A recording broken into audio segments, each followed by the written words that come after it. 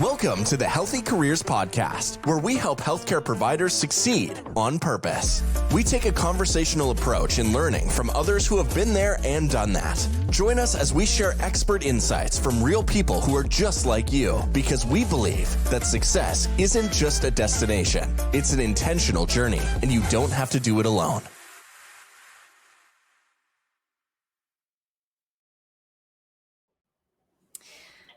All right, welcome back to the Healthy Careers Podcast. Today I have Andrew Wickwire, who is a seasoned PA and a PA leader.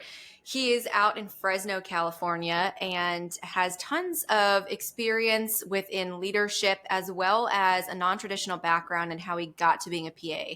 So I'm excited for this episode to kind of unpack what that looks like, how he got into a lead APP spot, what he does, and also a little bit about the intensity behind surgical specialties and mindset around how dealing with the, I guess, own trauma of being in a trauma specialty and dealing with death every single day.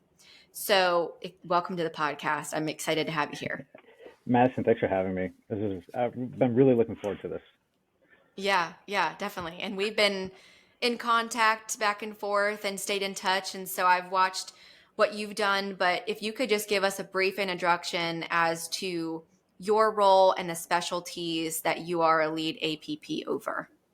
Yeah, so I'm the team lead for the trauma, burn, and vascular surgery services at the hospital of Community Regional Hospital downtown Fresno. I work for a medical group called CCFMG, or Central California Faculty Medical Group, who is partnered with UCSF, the UCSF that you would know. And all of our staff surgeons essentially are professors or assistant professors at UCSF. And that's part of where the level 1 trauma comes into play here with the residencies that we have. Awesome. And yeah, I guess to answer your question about where I came from, that was part of it, right? With the background. Yeah. I want to talk about that because you have, I think a lot of people that I know that are PAs and Ps are in the medical profession. It's like you hear like, I knew I wanted to be a PA when I was 16 and I went and did this and got my hours and went to school. And then I, became a PA and here I am. And you did not take that traditional route. So I think let's talk about that because I think so many people might be inspired and maybe go back to school. Yeah. So I originally was born and raised in Turkey. I moved here in 2005 when I was 18 and then just started hustling and working, did a couple construction jobs, and then ended up working for a couple of companies in business, doing sales, and then essentially moving around from company to company because of life circumstances, and just got to a point where I was kind of fed up, honestly, just working for an organization that was just kind of always focusing on their needs. And then I decided to get into healthcare. We became a nurse's assistant, did that. Said if I could do that for 6 months, I could probably do this for a lot longer. Ended up doing that for a year and a half on the side while I put myself through school full time.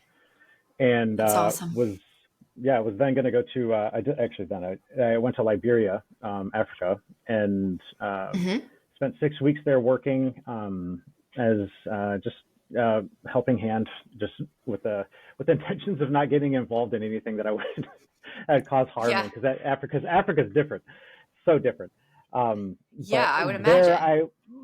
I was exposed to some PAs that were doing some crazy things: C-sections, appies, trauma resuscitations. Oh, wow. Yeah, like the scope of practice in some other areas is very different. I was just really, and probably the shortages as well of providers. The probably disparity yields them overseas. to have to. That's exactly right. Yeah, the disparity is super real overseas, and especially the ones that have succumbed to like civil wars. You can just imagine what the Middle East conflict's going to produce, and as far as the need. But yeah, I came back. I was thinking of just becoming a doc and pursuing surgery to some extent, and then really put some thought into it. And at that age and point in time, I'd worked so much. I was in my essentially, mid 30s, my late 20s, that I was just like, I don't want to spend a decade of time. And in retrospect, part of that process and thinking through that, I might have thought through it a little bit more, but it made a lot of sense to pursue the PA Yeah. profession at that point in time. And so, Mm-hmm. I haven't really been disappointed with my decision. And having now worked in trauma surgery for 7 years, now also, charged with the task of helping manage a pretty solid group of APPs. It's now kind of come full circle, and it's at the point in time in my career now, it's just kind of like looking at things and be like, man, I don't know how this time went by so fast. And I think that's going Yeah. to be the story of a lot of people out there in this profession, especially over the last like 5 years leading into the next, decade. Yeah. There's going to be a lot of people that are going to grow with this profession. And that's an opportunity, right? That's a huge opportunity. Mm-hmm. Yeah. And I would also argue too that I think a lot of people may think a non-traditional track is somehow less than the people that just went to school for it right off the bat. But you had life experience that a lot of people don't get, and you Mm, had seen the real world outside of just being a PA. I work with a lot of new grads, and I think the number one challenge I have is the skills that you can't teach, right? Basic communication, follow up, things that if you had been in any other career prior to school and been exposed to working with people, you would have a sense that that is vital in yeah, in your job, absolutely. especially as a clinician. And so I think people that take that non-traditional route, or that maybe did some other things before becoming a medical provider, they do better and probably lend themselves better in lead positions like you are now, because they have that understanding of, like you said, the business behind healthcare, and not just I'm a medical professional. Yeah, Um, it- yeah. Do you think that that helped you? it's yeah, absolutely. Yeah, I think that, and honestly, just being upfront and honest with people, Yeah. having worked in business and done sales at a, not like the highest level, but like at a pretty high level. You Hmm. have to set expectations up front, and having those conversations like an adult in a room where you don't feel like, I don't know. It's like I always had like an imposter syndrome where every company that I worked at, because I felt like I owed them something. And then I realized my value. And then I realized that it's a partnership. It's not just a one-way highway. Um, and being able to effectively communicate things.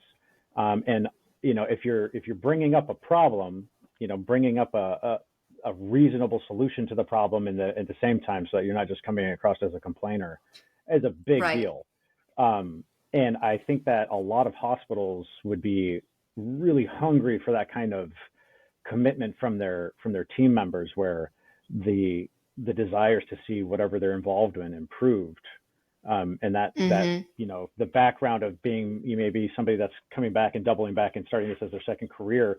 That's a huge, yeah, that's a huge positive to be walking into the workforce with, if you have the ability to communicate with Yeah. people, the education to be able to help substantiate your thoughts logically, Hmm. be able to critically think.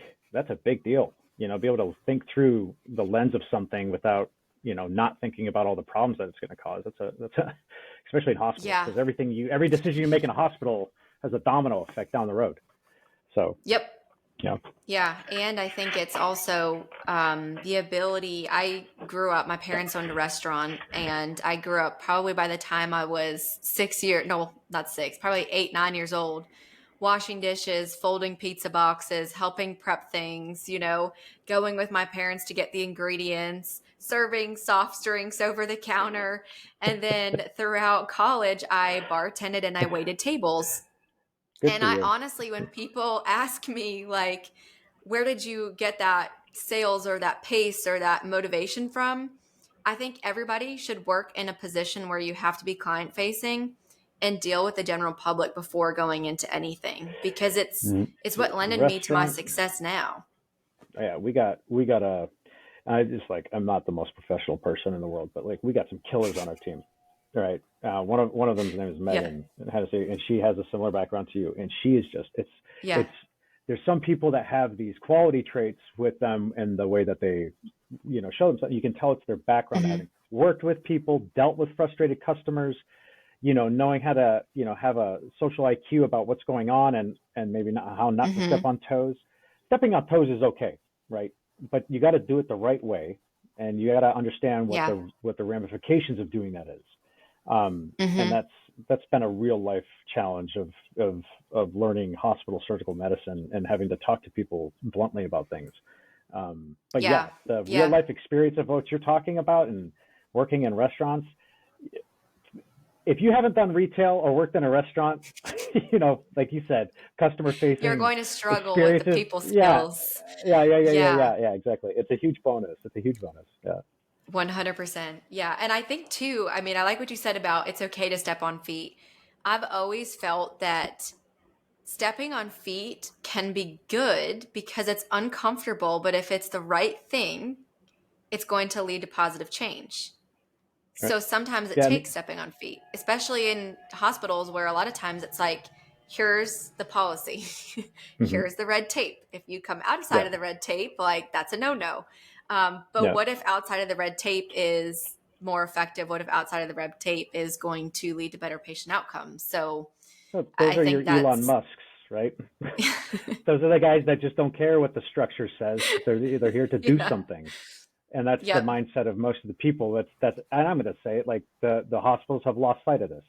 You go through our mm-hmm. hospital, the hallways are lined with patients. Things look like a disaster zone, but the business is growing. There is a realistic understanding of like that. Sometimes taking the red tape off and re-looking at yourself, and this comes from like an introspective like realization myself too. Is like walking into Yeah, the position that I'm in right now, I have to pay attention to how I walk, how I talk, how I engage with people, because now it's more of like I have more people looking at me more critically. And that was not right. something I was super ready for. I just wanted to help keep growing a team. But it's like, yeah, but at the same time, there are things that we all have to do to align ourselves with the Yeah, development of the mission that we've joined. And that takes a lot of, self-coaching too, if that makes sense. So. yeah. Biting your tongue in situations where you otherwise have an opinion sometimes and leading by example, even if in the moment you wish it could be something else. I think a lot of times in medicine, I compare it to like every business should operate like Chick-fil-A in my mind, right? You go to Chick-fil-A and they're I mean, I went today for lunch, I'm not I even gonna love it. lie, and I thought to myself, dang, they've really got it figured out from a business model, right? You walk in and there's this old lady and she's like, good morning. And I'm like, well, good morning to you too, Right, You feel exactly. welcomed. I had my mug and they asked if I wanted some water. I said, no, I'm okay. He said, how about I fill up that mug? I'm like, nope, it's okay. I've got some I like water, that. but Yeah, thank you. And yeah. then while we're eating, somebody comes around, sees how we're doing. And I said, their overhead has got to be ridiculous because they have way more many people than needed to run this restaurant. But most businesses operate the opposite. They have not enough people. So then your Hmm. customer, your patient, however you want to label it, your consumer is the one Yeah, that gets the tail end of that. And they're the one that's yeah. impacted the most. Chick-fil-A So is a great yeah, example because of yeah. I have friends that have that own, I guess it's own operate, Yes, they're some a of the franchise, locations. right? Ish, yeah. They are a franchise, but they only hire from Mm-hmm. within, which is also interesting. But that is their protective quality for culture, right? So Yeah, in somebody that's trying to help guide something, right? I'm not responsible for any of the success of our team. I am a person that is in a position to just help guide things and take part in it because I want to have fun too. I want to come to yes. work and have a good time with my colleagues. At the end of the day, a chest tube's a chest tube, a central line's a central line, a trauma resuscitation's a trauma resuscitation. But if I can do it with people that I'm really jamming with, man, Right. that's what I Yeah. like. Makes it easier. That's what I like. Yeah. So let's talk about that because in your role now, you are onboarding, helping, I guess the word is assimilate new hires that are coming on board. And Yeah. you are within specialties that are very intense and that do, I think, especially as somebody may be coming out of school, they're not going to have the confidence from day one to go into vascular surgery, to go into trauma surgery. Yeah. How do you wrap your mind around that? And what is the philosophy that you as a leader, or however you want to label yourself? I mean, to me, you are a leader on your team. Um, how do you assimilate that into the culture and get them ready for those very intense surgical roles? Yeah. I guess the best thing that I can see is like having structure and set expectations is just really healthy overall. Is something that I've learned. It's good in personal relationships. It's good in business relationships, and in the context of someone trying to get their toes wet in the world of trauma surgery. Not having any kind of declared structure, it only breeds more chaos. And the last thing that you want in a chaotic environment is people feeling like they are not comfortable. And the ways that we're kind of seeing now, and this is Madison, this is what we're actively working on right now, is trying to implement, structure. And this is everything that we're doing is off of the hard work and the backs of the people who have already laid out what they feel was the way to do it, but then that was never transcribed into like onboarding documents, and you know what I mean, actionable deliverables. Right. But that's okay too, because we were talking about like the profession being young earlier, right? Since the 60s now into the 70s, for anybody to become competent in this in trauma surgery, you're at least 4 years. And that's you actually doing trauma, right? Not just rounding on the floor, dabbling in trauma ICU. It's you doing the floor, admin, perioperative stuff. It's doing trauma resuscitations on nights. It's working through the ICU, the trauma critical care and surgical ICU. And then you realize, these general surgeons that then went and did a fellowship for 2 years, they put 5 years into a residency, 2 years into a critical care fellowship, and now they're the boss, right? And you want to scratch what they're itching. You got to put time into it. And so as the profession's developed, all these people, like the guys that mentored me, they essentially laid out a groundwork for us. And now it's our responsibility to take the hard work that they've put in and, like you said, put it into actionable work so that we have a better way of getting people into this process of learning how to be a facilitator of patient care. Because I am the right-hand man of Dr. Jim Davis or Dr. Larry Sue or Dr. Amy Kwok. These are the people, as soon as they say they're in the operating doing something, a trauma resuscitation's coming in, a trauma code, a trauma response, whatever, they're not there. And so part of my responsibility as a senior person with the trauma team is to know how to follow the protocols, right? It's not rocket science, but you got to spend time in it to get comfortable. And like the end of that, you could read all the books you want. You could be as book smart as you want. If you don't spend time in the environment that you're trying to run in, you're never going to get efficient at it, right? So the training experience part of it, always trumps. Yeah. Oh, you have to have time in the chaos for sure. Yeah. And with that being said, I'd be curious to know from your perspective, because you've been responsible for the hiring, and I'm always curious just because of what I do. What have you found to be the qualities that maybe you are interviewing somebody that's coming out of school and they don't know, if they may not have done a trauma rotation, right? They may not have had any exposure to this, but they're like, hey, I'm open to learning and I'm open to coming on board and doing this.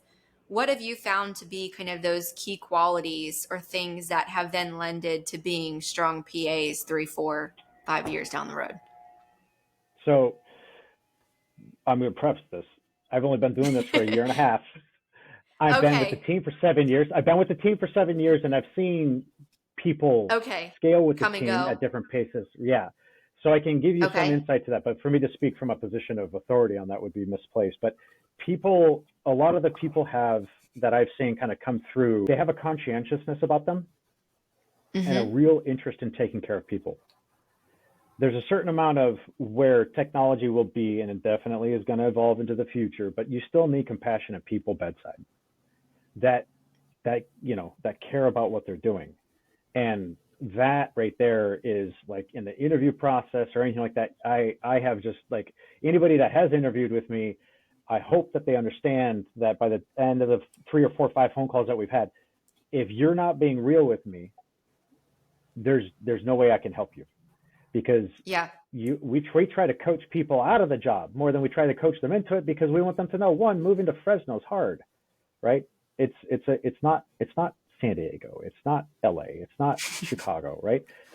But then also the work is hard. And so it's like you have to, like on our side, if we are not brutally honest with people, we end up getting team fits that are maybe not well executed on both sides. We have ownership in that, and so does the applicant. It's never one-sided. Yeah. And so part of the process that I've like really tried to impress upon applicants is that if we're on the phone and we're talking about stuff, you're going to hear it from me 100% the way you need to hear it, because this Yeah. is not, and I respect everything, right? But you're not filling out an application to be a grocery bagger, right? These No. people's Yeah. lives. There's no like start and leave in 3 months because it's not If you're conducive wasting to my growth time, on right? anybody's part. Exactly. And that's where you start getting into like cross-functional teams and higher levels of like of understanding. And the best way to speak to an adult is like an adult, right? And if Yeah. you're not getting the vibes like an adult, we shouldn't be having this conversation. And that's just the truth. Right. Brutal honesty is really the best. And sometimes we're a little too honest in trauma surgery, but that comes with the territory. I think you have to be. I think you Yeah, need to. exactly. Yeah. Yeah. Yeah. And do you find that, I would imagine from my standpoint, and I also think that you are probably that way. I always like to say, call out the elephant in the room when I'm talking to somebody about something. And I Mm-hmm. always say, kill the deal before they can, right? Like tell them all the good, the bad, and the ugly, and then let them Yep. decide, is this for them? Because the worst that you're going to do is have somebody say, you know what, this isn't a fit for me. And you can go, okay, great. Let's keep lines of communication open. And maybe down the road, I can help you. And then if you have That's somebody exactly that right. goes, you know what, I've heard it all. I'm sold. Let's do this. Then you know, okay, I've got somebody that's bought in. There's nothing that has to be left uncovered. There's no stone unturned that could 6 months down the road cause me to have to go backfill and find somebody else for this team, which again, costs money, waste time, doesn't do a good for anybody involved. And I think in my industry, there's a lot of people trying to like trick and like, oh, we just won't tell them about this one little Yeah. thing and then just hope for the Mm-mm. best. And No. you Yeah. can't do that, especially not in medicine. It's called shady business. Yeah. Yeah, and that is part of it for the people that are trying to find the place that they want to land. You want to make sure that when you're talking with whoever it is that you're interviewing with, that they're being authentic, right? Yeah. The last thing that you want to Mm-hmm. be doing is putting on a face and then encountering a fake face, right? It's like Right. you got to be real, and you got to be upfront. Yeah. And some people are good actors and actresses. Some people will And they'll fool you, always but be I there. think, Yeah. yeah. But for the most part, I think what I found in people that are interested in surgery is either they came out of school knowing like, I want to be in the OR. I want to be in those intense environments. I love it. That's what motivates them. Or maybe they're open to learning it and they have the ability to be a continuous learner and, like you said, to be able to adapt to that environment and understand how to be mentored and how to be coached rather than just come in and think, well, I went to PA school, so I've got this, like I know Hmm. what to do. Because you Hmm. don't. It takes what? I think outside of the industry, it's like 6 months to truly know a job and learn it. In medicine, I would gather that it's years, especially for a surgical specialty. Yeah, in trauma surgery, I think what a lot of people will say is that they feel like they're ready for something and they don't know what they're talking about. Like we get a person that just Yeah. comes on and they think that they're ready for the higher acuity, they're ready for the higher intensity things. And then, Mm-hmm. it's like that is our role right now, is trying to understand where someone's at.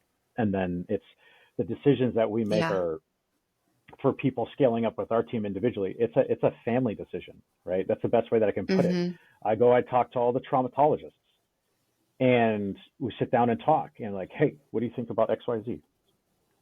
I want to bring them to nights, or I want to bring her to nights.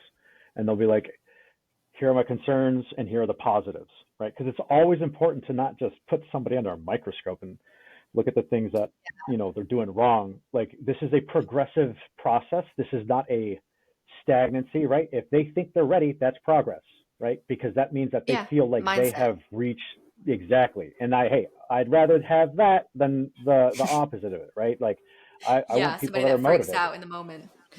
Yeah. And that's the part that is coming back to being a lead PA, and part of the role that I've learned is, talking with people and sometimes telling them what they don't want to hear is the best thing for them, even though they don't understand it. Yeah. And that is a very that's a skill, that you have to learn how Yeah. to do. That's what I have learned personally. Some people are naturally good at it. It's been something that I've had to kind of really take notes on and talk to some of my colleague surgeons and just ask them like, hey, what do you think about this? And that's what I love about where I work. I'm just going to say that right now is part of the reason I have stayed where I'm at and I have scaled up. I've had tons of job offers locally, nationally, all paying way over what I'm getting paid even now and with a better schedule. But I like the team I work with, right? And so that Yeah. is a huge factor of me staying is because I can call any one of the surgeons right now and they're just going to pick up unless they're operating, right? Or sleep recovering from a call shift. I promise you, they will pick up. And that is a Right. relationship that you grow into over time. There's a buy-in. You don't just get that because you joined the team. That's like thinking you're going to start on the starter five for an NBA game, right? No, you Yeah. got to earn Yeah. your right to be on the field. And there are different levels and tiers to this. And then as you progress in your career, your confidence grows. Everybody sees you growing. And that's Mm-hmm. like the environment that I would say you want to be in is where you got coworkers that are like, you're doing a great job. Just keep hustling, keep doing it. Everybody Yeah. needs to feel safe and encouraged in their environment and pushed a little bit, right? Where it's like your coworkers are also going to check you a little bit, be like, yo, what's with this? And that's okay too. It's Yeah. just part of Yeah. the nature of a high functioning cross functional team. I think too in medicine, there's a healthy amount of egos I've run into, right? Mm-hmm. And Yeah. some of it I understand is justified, right? If you're in medicine, if you're in a specialty, like you've got to be smart to be there. You're not, you know, you are one of the brighter bulbs in the shed if you're doing what you're doing. And I always joke that they wouldn't even let me in PA school, but my brain works That would have in been a a shame. different manner. No, you would have been great. But Yeah, the hustle you got. thank you. But I think it's so important to hear from people like you who have been able to move up the chain, if you will, because I think there's a lot of people, especially in upcoming generations, who see the lead APP role. They see the director. They want to go and become a leader, but there's no sense of delayed gratification of it. There's no sense of I've got to bust my balls to get to that point. It's not Yeah. just given to you, right? And in our world today, everything is so instant. And Mm-hmm. then you have surgeons that have gone to school for X amount of time and they've got a healthy ego. And then you've got providers that have got a healthy ego. And then you've got this super intense specialty where at the end of the day, it doesn't matter about what you have next to your name. It's about, like you said, the compassion for saving lives. Like what you're doing is a matter of life or death. And how would you, I guess, as a leader, explain how you've got to where you're at now, given all of that dynamic, like given all of the Yeah. challenges that I'm sure you went through as a new grad PA starting with the hospital? I would say the first part of trying to move up in anything is showing a dedication to the trade. Mm-hmm. Right. So, I chose trauma surgery, but what people probably wouldn't know is that I spent, the better part of 2 years doing perioperative, you know, post-op care, pre-op and post-op care. I was like, what a lot of people would just call it like a surgical hospitalist almost. Um, Okay. and that was the first part of my 2 years of like engaging with this team. And then as I also advocated for myself and spoke to people and said, hey, like, I just feel like I'm ready for whatever it is. And I'm not going to lie that when I was brought on, there was a lot of things that were said, right?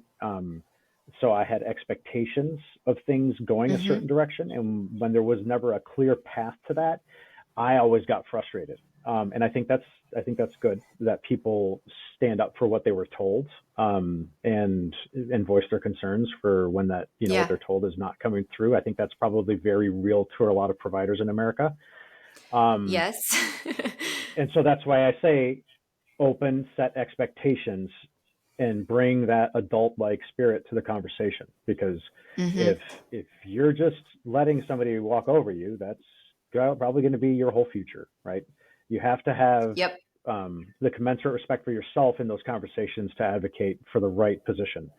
And that's the mold of what medicine is growing, hopefully out of right now, is that, you know, Yeah. the first PAs of the profession had to convince the hospitals to hire them, right? Yeah. My Yeah. mentor, my mentor was telling me the other day, dude, I had to convince the chief of surgery to hire me.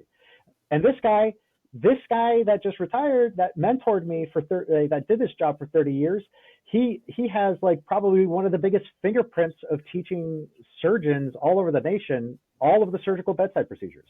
And he'll never get Wow. a credit for that, right? He'll never be named for that. But that's his fingerprint on the profession now, after 30 years of doing, high level trauma resuscitations in Fresno. The guy's just that guy. Mhm. And, you know, you have to grow in the basics of the profession to then scale up, and then you have to advocate for yourself in the way that your leadership is going to hear you. If Yep. you just go up to the table and you think that you have the right answer for something, well, the truth is probably that's already been discussed, tried, and failed, which is why that hospital is in its current situation. And if you don't bring a reasonable idea to help kind of fix some real core problems of the business, Mm-hmm. there probably is not going to be a whole lot of attention to what you have to say. There has to be No. consistency. There's got to be professionalism, that communication that we were talking about, right? Right. And yeah, it's just, I feel like well-run organizations have a very good ear for wisdom, and Mm-hmm. and you can't, it makes sense when something is right. Mm-hmm. And sometimes, in the process of making changes to a level 1 trauma center and how the APPs flow, which has been one of the things that we've started together, is getting all the PAs from just starting off on the floor to now rotating through trauma resuscitations on nights, surgical and trauma ICU, and then back to the floor for what I consider a reprieve, to be honest with you. Everybody on the floor Mm-hmm. hates it, because they just start there. But then it's like, after you learn how to deal with all the emergencies, and then you can kind of regress into a slower role a little bit. It's nice. It's nice to have a break. Yeah. And so that was a idea that I was a part of, right? And helping kind of guide that has been an ongoing thing that we're actively still going through right now. It's like call it a pilot, whatever you want to call it.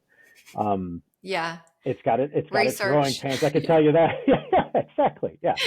So Yeah. and it's a little bit different too in trauma surgery, because we are the primary care providers. We don't just cut and walk, right? We don't just cut and go. We cut, Right. we stabilize, we cut, we take care of, we dispo. It's like we are the full-fledged service of what a hospital needs, right? And it's Mm-hmm. it's very involved. So sorry, that was kind of like a long answer to your question. It's like how I got to where I'm at, but it's like the context of No, where that's I'm great. at in my profession. I know that all the other hospitals out there are going to have different PAs at different levels trying to get in and engage in things. And it's Mm-hmm. just going to be different from situation to situation, especially based off of how the leadership wants to see the department grow. If the Yeah. leadership's not there and they don't want to see this happen, then you're knocking on a hollow door. Like just Exactly. stop wasting your breath. And Like go take care of yourself. yeah, I think too that, and I talk about this a lot because I think there's so much room for advocation for how PAs fit into the healthcare ecosystem. And there's so much back and forth about PAs and NPs and scope of practice and how they're, no PA is trying to become act as a doctor, and if you work collaboratively and you join an organization where the PAs are valued, and like you say, Mm-hmm. you advocate for yourself and you track your numbers and you know your productivity and here's what I've done, here's what I've learned, here's what I've Mm-hmm. actually, impacted. There's no way for you to fail because you have strong mentors and leaders that are looking out for you. And it's to the benefit of the hospital for you to stay and rise up rather than to leave and go somewhere else because of continuity of care, because of everything else. And I know in trauma, it's a little bit different, but it's still so valuable. And I think a lot of people don't look at it from that relationship perspective. And it boils Yeah. down to that. Like, choose the people. Don't choose the job. Don't choose the title. Yeah. Yeah. Choose the team. They, Choose the I would, mentor. yeah. Yeah. I feel like anybody that's played on a high school basketball team or a soccer team, and in just one game, right? You do have to win something to feel that feeling as a team. Mm-hmm. That whole process is very real. But if you don't have that connectivity with what's going on locally around you and how things are going, it's that process in and of itself becomes, you know, a good reason to move Yeah. on too. You know what I mean? Yeah. Like it's Yeah. if you're not being taken care of, you're not being respected, and you're not part of a good group, yeah, like then the onus is on you to make a decision, a good decision for yourself. And I have, you know, Yeah. I know a lot of colleagues that have done that, and they're in a much better financial place right now because of it. Um, Mm-hmm. and that's so it's nice. It's nice to be in America. I'll just say that. You can do, you know, you have so much freedom to be able to move from one side of the spectrum to another. Yeah. And being an APP right now is like, man, whatever you want, right? It's a good time Right. to be Yeah. There's an so much APP. opportunity Yeah, for sure. huge. Awesome. Cool. Well, this has been fantastic. I think it sheds a lot of light on a few different topics that I think stay top of mind for people, especially if they are wanting to move into leadership or they're feeling a little bit stagnant or they're shying away from a specialty or feeling like I've been here for 2 years and I'm still not to the point where I feel confident. It's like stick in it, right? And know that if you're on the right team, if you're with the right people, you stay consistent, you show up every day, you're passionate, and you give it your best, like things are going to pan out for you. And if they don't, like you said, you're in the driver's seat. I mean, if you feel like you're not going anywhere or the organization is never going to give you that chance, then make the change. There's nothing wrong with that as well. But Yeah. also, I like to look at it. Go ahead. I was going to say just maintain healthy relationships as you exit because it matters. It Yes, matters. yes. It's so important. Yeah. Like you want to maintain those healthy relationships so that, and just standing up for yourself will say a lot to the people, right? Mm-hmm. It's, you know your value. Um, Find a good team because I think everybody wants consistency in Yeah. being taken care of holistically. We're not in an era where pensions exist, right? Your 401ks are not as super reliable, right? So a No, lot of people I are wouldn't count motivated on it to, at this point. yeah, exactly. With like, the way that things are going, it's just like a lot of people are in Yeah. a position right now where they want to make the best decision for them this year, not the next 10 years. Um, so Yeah. yeah, exciting times. It is. It is. I know. I'm like, it's so funny because my parents are teachers and so they live now off of their pension.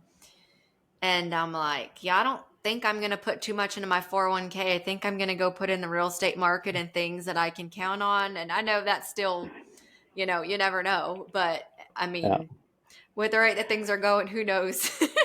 Yeah, I'll tell you this right now that I've had my own on my own. So I'm 37 years old. Like I've had my own, headaches with investing money. And I'm only, I mean, I've been working since I got here, since I was 18 Hmm. when I moved here from Turkey. I've been working this whole time. And my Yeah, retirement account is not something to look at and be proud of, right? It's not, and that's okay. I mean, it's just, yeah, it's like, it's not the goal. The goal is being somebody No. that's driven, that's constantly working on things, and one of the things is work at a place where you know that you can balance your life, especially if you're a family guy, right? Yeah. You posted something, Madison, a while back, and it cracked a smile on my face. You said your work is not your identity, Yeah. right? It's not. No. It's yeah. And I So struggle with it's like that. I should take my own I think we all advice. do. Yeah, but we all do, right? And you're like this is I mean you're creating a brand, right? So Hmm. your identity is going to be the way that you exemplify yourself through your product, and Right. Right. that's part of that process, and that so you should struggle with that a little bit more than the average, but like for Yeah. everybody else, Yeah. you're just trying to work and just do a job. We can learn something from our the recent generations that have moved out of the workforce is that like the people that were working all the time and barely at home, it was hard at home for the mom, right? Hmm. And for those of us that are trying to pay the bills, develop our career, get that retirement, kill a cow financially, however you want to call it, it's like there's so much that could take your attention off of just being a good person. Yeah. And that Yeah. accountability part of being accountable to yourself needs to extend into the bigger businesses that are currently running America, in my opinion. That's another Yeah. topic No, for I'm another with time, you. but yeah. I think that there's such a huge, and I talked about this actually in another podcast with the white coats, Michael Asbeck. I don't know if you're familiar with him, but Mm-mm. he has a podcast, and him and the person that runs the podcast, they actually kind of see differing views on what is like the hustle culture. And for so long, and I struggle with it, is like I was raised by entrepreneurs. I was raised by people that told me to work hard. And I laugh and I say, like, some people are given generational wealth. I was given work ethic. Like, my parents taught me how to work really hard and to be the Yeah, hardest working one in just the as room, valuable, just as valuable, just as right? valuable.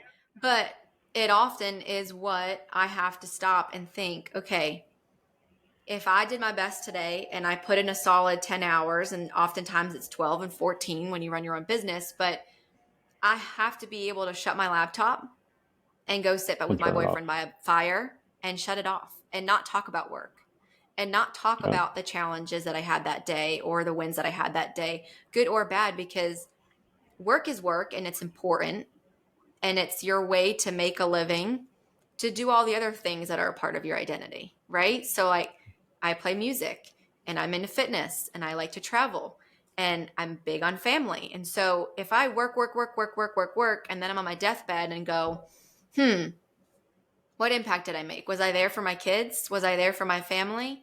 Did I, Mm-hmm. actually leave a footprint on this earth that is worth something and that will notably like be spoken about generationally, or did I Right. just let the hustle culture entirely consume me? And I think so many people are making that shift now of like, no, I'm not working 80 hours a week, and no, I'm not going to sell my soul to corporate America. Yeah. And this is like part of that process as things continually get healthier in the workplace for people. One of the areas of medicine that is not really relevant to you or me and to this specific topic, but it's like residencies, right? Where you Mm, have surgical residents working 120, 130 hours a week, and then they have all these rules and laws, but like the reality is like the surgical profession has developed and procured surgeons with this 120-hour work week, right? Because yeah. that's what it took to get somebody to a certain level. And now that mind shift change is like actively going on right now. And I would like to toot our program's horn, and to the testament of some of the leadership that at our hospital, um, Dr. Amy Kwok and Dr. Larry Sue. I mean, there's so many more, like Dr. Krista Kaups. All of these, OG surgeons of the trauma surgical trade are like listening to the residents, trying to make changes while not breaking the, systems. It's happening, and people are getting healthier, and they're making better decisions like that because people are realizing that, like, at the end of the day, it's not. It doesn't. Yeah, like How can if we you, I take the mean, you most can't important thing. show Go up. ahead. Sorry, Yeah, I was you going to can't say you show can't right. show up at your best. If you're That's working it. 120-hour work weeks and you're burnt out Yep. and you're like completely abandoned your family, I mean, Yep. how does that That's contribute exactly to the right. outcomes? And I would be curious to see the data around like if a surgeon is working 80 hours, do the outcomes of their surgeries They statistically do. show They. better I. than I that? believe. I do believe that there is data that people have a poor way of making medical decisions after a certain amount of hours. I couldn't Fatigued. name the exact hours. It's like the mental fatigue. Those are medicine Yeah. decisions. Those are not surgical decisions because the amount of adrenaline through your system when you're operating in an emergency is a little bit different from making a decision about Yeah. which medication to start. Right? Let's just be real. But Sure. the Sure. but the reality is that it's we don't need people to still do that. We got enough people trained in the workforce, right? And if we don't, Yeah. then maybe we need to look at the business structure. But like all to that point of what you're saying, I couldn't agree more. Like be healthy, Yeah. be balanced. And that's something my colleagues have been saying. You need to chill out. You need to slow down. It's like you take on a role and you're like, no, I got to do this and I got to do this. And you realize, man, if I quit Yeah. tomorrow, this place still runs. It's like Yeah. Yeah. don't take yourself too seriously. The other day we were going out with some friends. At the end there was like a counter with these gummies and I'm like, do those have CBD oil in them? And he was like, no. And I was like, all right, I've had a hard day. And he's like, okay. Yeah. And I'm like, sometimes you realize you just kind of chill out.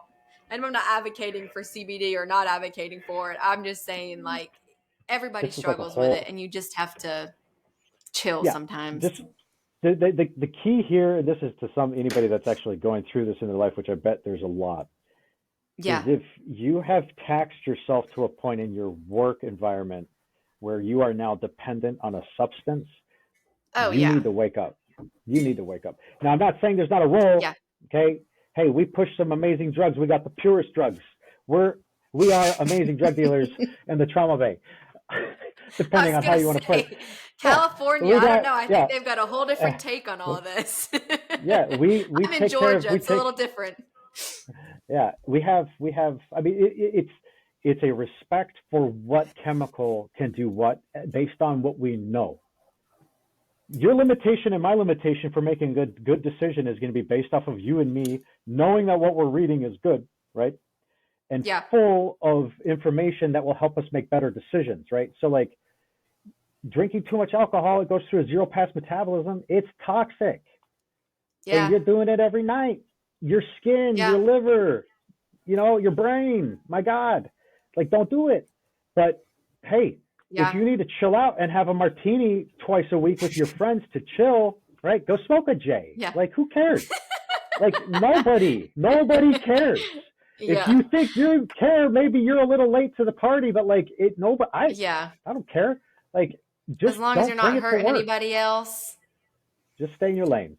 That's it. Stay in your lane and don't exactly what you just said. Don't risk somebody else's health because you brought your addiction to work. Right. Yeah. That's the key. I don't drink, and that's for me the biggest thing is, I've seen people that I love lose people that they love over people that make stupid decisions when they drink. And I've never had a problem with it, but I think that a lot of people in high stress environments do, and they turn to that like any substance, right?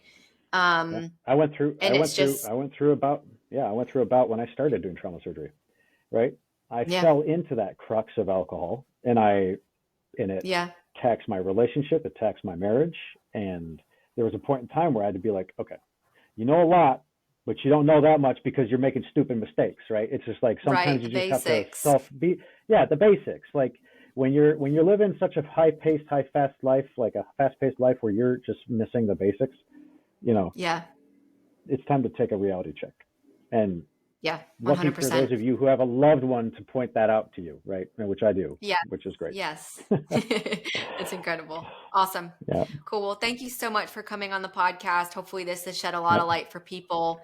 I love the conversational approach and just being able to go down these rabbit holes and talk about anything and everything. So thank you so much for coming on the show. And I will link Andrew's LinkedIn as well, so that if anybody wants to connect with him, I think they're currently looking for a PA, if I'm not mistaken. So if anybody's interested, wants to take on the world of trauma surgery, then reach out to him. And thanks so much for listening. And thank you for coming on the podcast, Andrew. Thanks again, Madison. Appreciate your time. Of course.